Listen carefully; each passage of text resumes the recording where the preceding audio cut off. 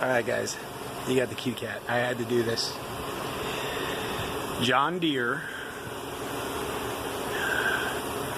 versus Cadillac.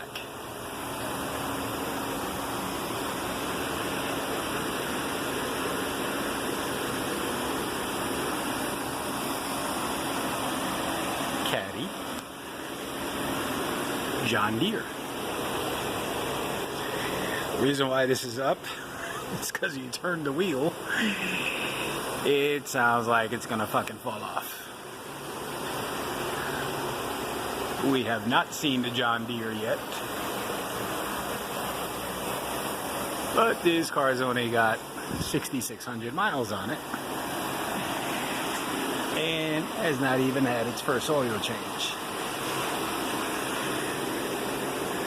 Freaking hilarious. Look. Look. That's... Cut this off. Oh wait, hold on. I may not even have to cut it. Ah, there it is. Yeah, we gotta drive this to the body shop, so.